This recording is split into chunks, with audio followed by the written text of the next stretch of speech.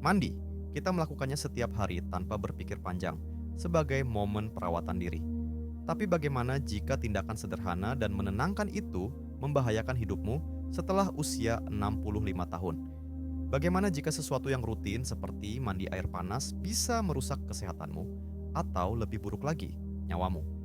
Dalam video ini, kita akan mengungkap kebenaran mengejutkan yang banyak orang tidak tahu. Apa yang terjadi ketika kamu mandi di waktu yang salah atau dengan suhu yang salah?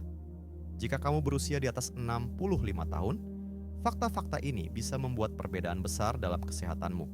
Jadi, bersiaplah. Ini informasi yang perlu kamu dengar dan bisa menyelamatkan hidupmu. Bagian 1. Bahaya tersembunyi mandi setelah usia 65 tahun.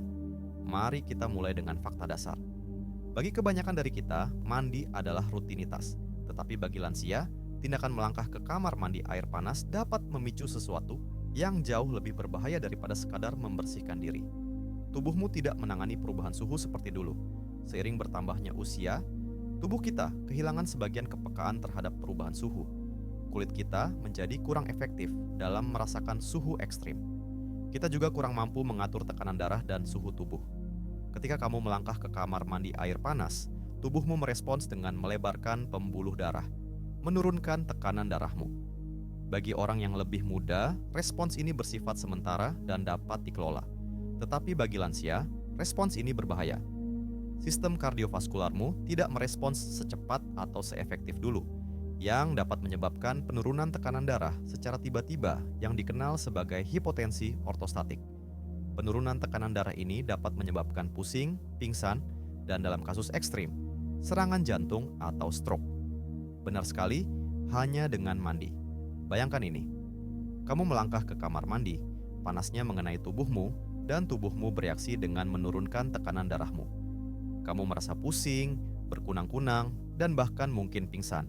Kemungkinan terjatuh dan melukai diri sendiri, tetapi tidak berhenti di situ. Dalam beberapa kasus, penurunan tekanan darah yang tiba-tiba ini dapat cukup untuk memicu serangan jantung atau stroke. Ini adalah risiko yang tidak ingin kamu anggap enteng. Bagian 2, mengapa tubuhmu bereaksi berbeda setelah usia 65 tahun.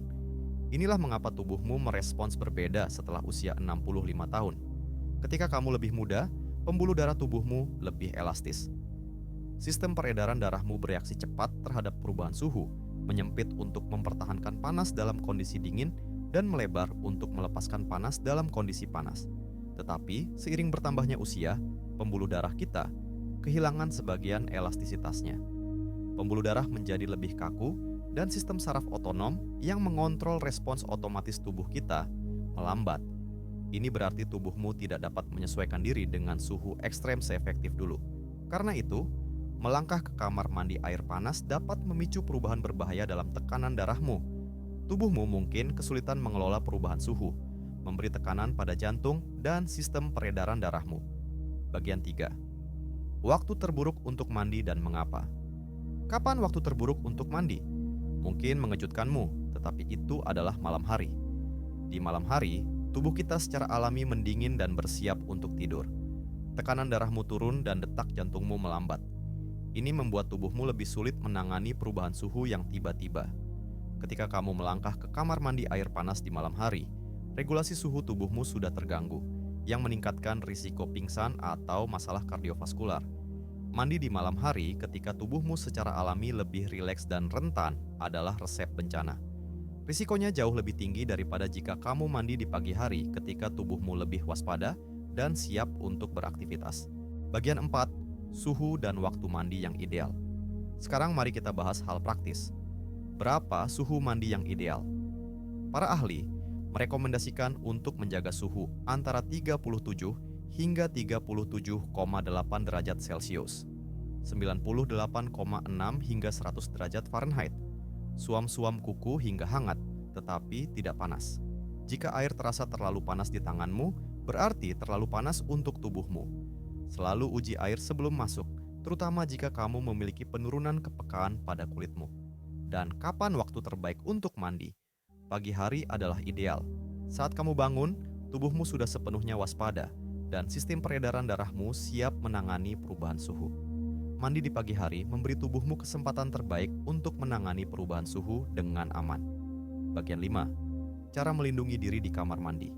Bahkan dengan niat terbaik, masih ada risiko saat mandi, terutama bagi lansia. Jadi, mari kita bahas keselamatan kamar mandi terlebih dahulu. Pasang pegangan di kamar mandimu. Ini dapat memberikan stabilitas jika kamu mulai merasa pusing atau berkunang-kunang. Alas anti-selip di kamar mandi adalah hal penting lainnya. Ini akan membantu mencegah jatuh jika lantai menjadi basah atau licin, dan pertimbangkan untuk menggunakan kursi mandi. Ini memungkinkanmu untuk duduk dan mandi, memberimu stabilitas ekstra, dan mencegah kebutuhan untuk berdiri dalam waktu yang lama. Pastikan kamar mandimu cukup terang, sehingga kamu dapat melihat dengan jelas saat masuk dan keluar dari kamar mandi. Dan jangan mandi sendirian jika memungkinkan. Selalu beritahu seseorang kapan kamu berencana untuk mandi jika terjadi keadaan darurat.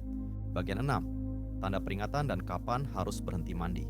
Selalu dengarkan tubuhmu. Jika kamu mulai merasa pusing, berkunang-kunang, atau lemas, segera hentikan mandi. Duduk jika memungkinkan dan hidrasi dirimu. Ini adalah tanda-tanda jelas bahwa tubuhmu sedang berjuang dengan perubahan suhu. Jangan memaksakan diri.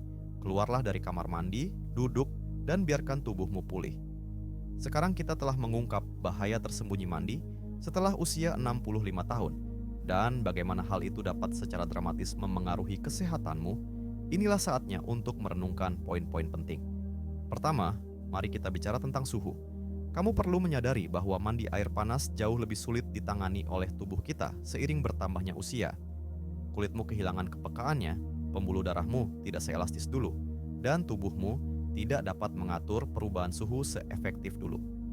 Lain kali kamu melangkah ke kamar mandi, tanyakan pada dirimu sendiri, apakah airnya terlalu panas?